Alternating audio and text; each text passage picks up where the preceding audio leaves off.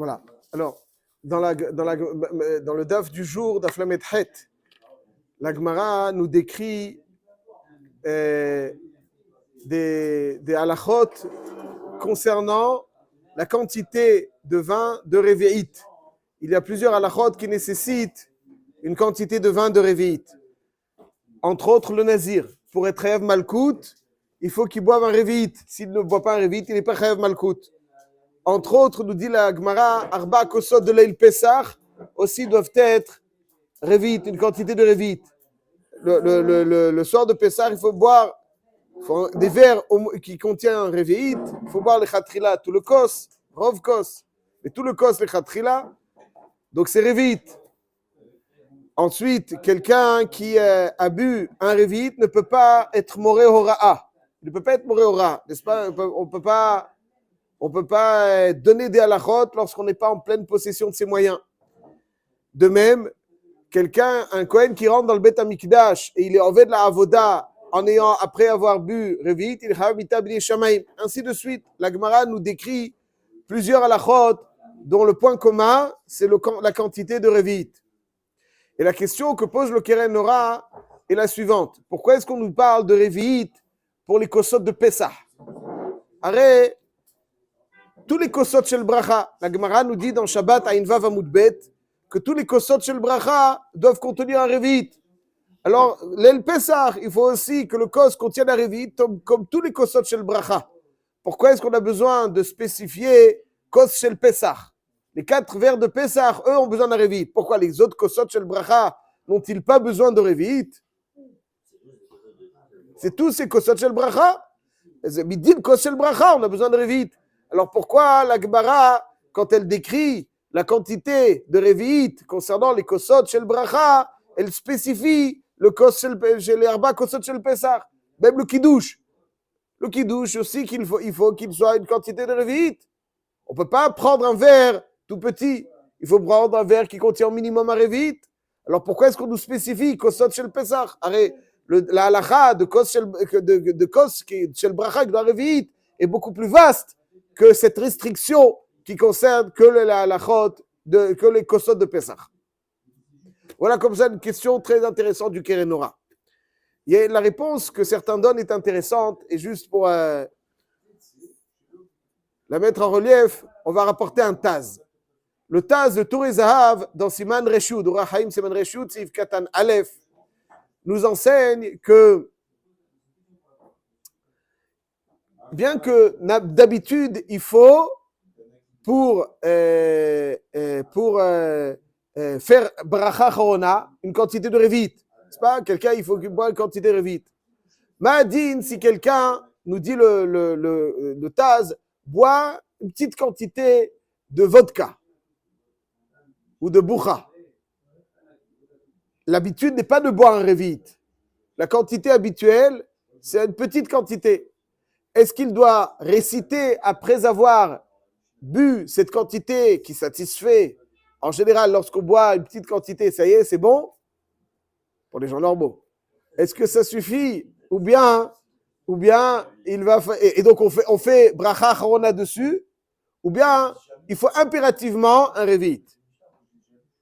Alors, est-ce que le din de révite, c'est un din dans le chiour qu'on a l'habitude de boire? Et donc, chaque mashké, chaque boisson, en fonction de la quantité qu'on a l'habitude de boire, et c'est ça qui me bracha charona. Et en l'occurrence, pour la vodka ou la boucha, comme le derech, il n'est pas de boire un révite, alors on fera bracha chorona même dans moi. Ou bien, révite, c'est un révite. Le Taz, il est mechadesh que révite, c'est parce que c'est le derech, comme c'est marqué dans Hérouvine, le derech de le boire dans une seouda. C'est un chiour chez le seouda. Quelqu'un, il boit un révite. Aval, dans les autres boissons, il mechadesh le Taz. On dira bracha chorona même dans une quantité inférieure qu'on a l'habitude de boire d'une seule fois. D'après le Taz, d'après le café, etc. Enfin, le café, on le boit doucement. Mais le Taz aussi, il pense que là-bas, qu'on fait. Ouais, c'est vrai, vous avez raison. Mais même en quantité. Mais là, c'est pas seulement doucement, c'est une quantité. Une quantité inférieure. Cette quantité, voilà, elle est équivalente à Revit. Hazak ou Baruch. Elle est équivalente à Revit. En général, tu bois Revit pour une Seouda. Pendant une Seouda, on boit un petit peu de whisky. Ouais, ceux qui boivent. Ça suffit. C'est un chiour. D'après lui, le chiour de Bracha Achrona va dépendre de la boisson qu'on boit et de la quantité qu'on a l'habitude de boire. Et ça dépend aussi de la personne. La personne est de ça, d'autres de ça. Donc il y a une moyenne. C'est pour ça que j'ai dit les gens normaux. Vous avez vu les chassidim, quand le matin il faut une bracha, il y a un petit kossi de vodka, de yen shechar. Ils boivent comme ça. Les gens normaux, tu bois ça. Alors, il y a des petits verres. À quoi ils servent les petits verres? À ça. Parce que c'est les gens normaux, ils boivent ça. Ça, c'est ce qu'il dit le Taz. C'est ce qu'il dit le Taz. Donc, il y a une quantité standard. On ne boit pas ça comme du coca ou comme du vin. Alors, c'est la quantité standard. Les dates. Et ça, il faut kazaït. Les dates, c'est kazaït. Ça, c'est ochel. Ochel, c'est kazaït. Aval shtia, c'est revit. Alors, il dit, aval shtia, c'est revit, parce que c'est le volume standard. Mais si c'est un volume inférieur qu'on a l'habitude, si le volume standard est inférieur à revit, alors c'est moins de revit, comme c'est dit le Taz. Le Magen Avraham le cholek là-dessus dans Siman Reshut. Ceci étant, le Maharsham, alors qui est le Maharsham? Rabbi Shalom Mordechai Shvadron. On connaît Rabbi Shalom Mordechai Shvadron, ceux qui connaissent ces histoires, vous ne connaissez pas? Bon, vous ne connaissez pas le Maguide de Jérusalem? Si. Alors non, c'est son petit-fils. Son petit-fils qui a le même nom. Le petit-fils de Maguide de Jérusalem, c'est Rabbi Shalom Mordechai Shvadron. Quoi, vous ne connaissez pas le Maguide de Jérusalem? Il y a de Mezrich. Maguide. Je ne suis pas un Maguide, moi, attention. Vous savez ce que c'est un Maguide? Un Maguide, c'est un Maguide. En tout cas, il dit Reb Shalom Mordechai Shvadron. Donc, c'est le Maharsham. Il faut savoir, juste pour resituer dans le contexte, qu'il y a de cela environ quelques générations, le Posek Ador, chez qui tout le monde posait les questions en Europe de l'Est. À Djerba, c'était Rabbi Moshe Khalfon, ouais, à Cohen. Mais en Europe de l'Est, c'est Rabbi Yitzhak Elchanan Spector. C'était la référence suprême. Après, la ptira de Rabbi Yitzhak Elchanan Spector, c'était le Posek Ador, c'est appelé le Posek Ador dans l'Europe de l'Est, c'était le Maharsham. Rabbi Shalom Mordechai Shvadron. Non, c'était après le Maguide de Jérusalem, c'était le beau-frère de Rabbi Shimon Zan Auerbach. Ça, c'est une autre histoire. On ne va pas rentrer dans la biographie, mais juste le Maharsham, il y a certains poskim qui sont appelés Posek Ador. Posek Ador. Le Rabbi Yitzhak Elchanan Spector, il est Posek Ador. Le Maharsham, il était Posek Ador. Bon. Le Maharsham, il est Mechadesh, un chidouche, il est très très baki et il a quelques coulottes. Il dit le Maharsham un chidouche nifla. Il ramène que de la même façon que d'après le Taz, pour dire Bracha Acharona, il suffit donc de la quantité standard. Le kiddush du Shabbat matin, on peut faire sur Hamar Medina. Les Ashkenazim, n'est-ce pas, ils font Hamar Medina. Boucha, bon. Avec de la boucha même à Tunis. Alors, ceci étant, quelle est la quantité de boucha qu'il faut boire pour faire un kiddush? Là, c'est déjà à jeun. Alors il dit le Maharsham que puisque la quantité standard, c'est un petit kossit, donc c'est un petit verre, ça, c'est kiddush, c'est le kiddush. C'est le chiour qu'il faut pour le kiddush. Il faut un chiour chashuv. Le chiour chashuv, c'est en fonction de la quantité de vin, de la quantité qu'on a l'habitude de boire. Ça, c'est un kossit. Donc, c'est un kossit yan shechar. Ça suffira pour le petit verre d'alcool. Ça suffira pour être considéré comme un kiddush. On n'a pas besoin d'un revit. Et il ramène le Maharsham une histoire de Reb Naftali Miropshitz, un des grands d'Achassidut, il y avait du vin sur la table et aussi un autre alcool, la vodka ou autre. Il a demandé à son élève de faire kiddush sur la vodka dans un petit verre et pas sur le vin qui était présent, pour montrer à ses élèves que la halakha est comme ça, qu'à partir du moment où je prends quelque chose donc qui n'est pas du vin, je peux me contenter avec une quantité inférieure. Donc, on a le Taz qui nous dit que même s'il n'y a pas Révit, le derrière de boire, c'est moins de Révit, hein, c'est si on chachou pour Brachachona, Bilta de Bistabra. De même, allez, c'est ça le chou, c'est ça qu'on boit. Et de même, le Maharsham, il dit qu'on peut s'appuyer là-dessus. On peut s'appuyer là-dessus et que lorsqu'on fait Kiddush sur du Khamar Medina, aujourd'hui on n'a pas beaucoup de Khamar Medina, peut-être du whisky c'est Khamar Medina, mais je ne sais pas si on boit systématiquement à tous les repas. Le Khamar Medina, c'est la boisson nationale. Ouais, la bière dans certains endroits du monde, je pense qu'il y en a qui la boivent systématiquement.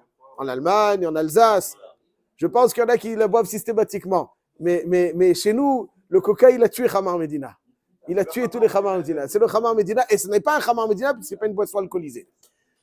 Donc, alcool panib, à l'époque, l'eau pendant les repas, bon, donc il faut quelque chose d'autre. Alors, quand c'était l'alcool, et là, ça rendait Khamar Medina. Aujourd'hui, qu'il y a les boissons sucrées, ça a tué le Khamar Medina. Mais quoi qu'il en soit, dans un endroit où il y a Khamar Medina, on boit de la bière pendant les repas, où c'est le derrière dans les repas de boire de la bière, c'est la boisson qui accompagne les repas, c'est un Khamar Medina. Alors, la bière, on n'en boit pas une petite quantité. Mais à l'époque, avant chaque Séouda, pratiquement chaque Séouda, ils buvaient un petit kossit, comme ça c'est marqué dans les poskim, un petit kossit de mashké pour se mettre en forme. Étant donné que c'était la quantité, ça c'est le chiour de Kiddush. Ça c'est le chiour de Bracha Chona, ça c'est le chiour de Kiddush. Comme c'est dit le Maharsham. Ceci étant, avant de voir la halacha, ceci étant, la réponse que l'on peut donner pour la raison pour laquelle la Gemara évoque pour éviter le Davka, les kosot de Leil Pessah. D'après ça, on peut expliquer comme ça. Leil Pessah, on ne peut pas être Yotzei Khamar Medina. Leil Pessah, il y a un din de Yain. Derech Cherout, c'est du Yain. Et comme c'est du Yain, alors il faut impérativement le shiur de Revit. Maintenant, dans les autres kosot shel bracha, étant donné qu'on n'a pas besoin de shiur de Revit, c'est pour ça que la Gemara n'a pas donné cette quantité de shiur Revit. Comme ça, donc, on peut répondre à cette question du Keren Ora. Pourquoi? Parce que dans les autres, il y a Khamar Medina. Le Khamar Medina est inférieur à Revit. On peut Khamar Medina. Mais là, il Pessah, où il ne faut pas Khamar Medina, il y a un din du Yain, derech Cherout. Alors, c'est Revit. C'est pour ça qu'il a pris. Parce que Kod Shel Bracha, d'après ça, ça dépend. Kod Shel Bracha, il n'y a pas de din derech Cherout. Kod Shel Bracha, c'est la quantité qui est le derech. Tu prends du vin, c'est Revit. Tu prends autre chose, c'est le derech. Le Leil Pessah, qui est un din de derech Cherout, c'est pour ça qu'il y a un din d'Avka de Revit. Comme ça, on peut répondre à la question du Keren Ora. Ceci étant, à la Chalema Aseh, le Maharsham Omnam, il dit qu'il suffit de prendre moins, et puis il y en a qui faisaient ça. Mais le Mishnah Broura, dans Siman, Resh Ain Bet, Seif Katan Lamed, je cite, il dit comme ça, Veim Chavivlo Yen Tsaraf, quelqu'un qui aime Yen Tsaraf, c'est donc l'alcool fort, Yachol Likadesh Alav Bayom, יכול לקדש ביום לכתחילה במדינתנו שהוא חמר מדינה, אך שיזהר ניקח כוס מחזיק רביעית. Il n'est pas possible comme le Maharsham qui dit qu'il suffit de chacun en fonction de son derech shtia, il dit revit, donc même dans Bracha Chona, c'est revit, c'est le shiur de Chazal, même si le derech il est de prendre moins, ça reste sur revit. Il dit שיזהר ניקח כוס מחזיק רביעית, ולשתות ממנו בלו לוגמיו, שהוא רוב רביעית. Donc ça veut dire là, il se démarque du Maharsham et il dit qu'il faut impérativement, quelle que soit la boisson, un rov revit, un kos de revit et boire un rov revit, donc blo lugmav en l'occurrence. On veut dire avad, et s'il a du mal à boire un rov revit d'alcool fort, alors il dit il peut s'appuyer sur le tsirouf de toute l'assemblée, ce qui n'est pas évident. En tout cas, on voit qu'à la Chalema Aseh, quelqu'un qui fait sur un alcool fort, il va dire qu'il devrait suivre le Mishnah Broura, il faut être mahmir. Dans un cas où il chez Atatrak, yesh al malismor, le Maharsham, mais le Khatrila, il ne faut pas faire sur à part sur Bifrat, qu'il n'y a pas tellement Khamar Medina chez nous. Mais je dis, même dans un endroit où il y a Khamar Medina, alors alcool panib, il faut être mahmir comme le Mishnah Broura, de prendre, quoi qu'il arrive, un kos de Revit et boire rov Revit. Et si on est dans l'impossibilité pour une raison quelconque, alors on peut être somer Bedia Beshat Atrak sur tous ces postes-là, Gdolé Olam. Naftali Miropshitz, le Maharsham et encore d'autres qui pensent que chaque boisson, la quantité, c'est en fonction de ce qu'on a l'habitude de boire pendant un repas. C'est un chiour. Ouais, pendant un repas, des gens normaux, c'est un chiour. Et donc le kossit aussi, ça devrait suffire. Et d'après eux, Al-Kol Panim, on peut expliquer pourquoi est-ce qu'il y a marqué Davka Kos Shel Bracha de l'El Pesach. Et d'après le Mishnah Brura, Drakusha le Dourta, pourquoi on parle d'Avka alors que dans tous les cas, il faut un Revit. Voilà, ça c'est Hazak ou Baruch.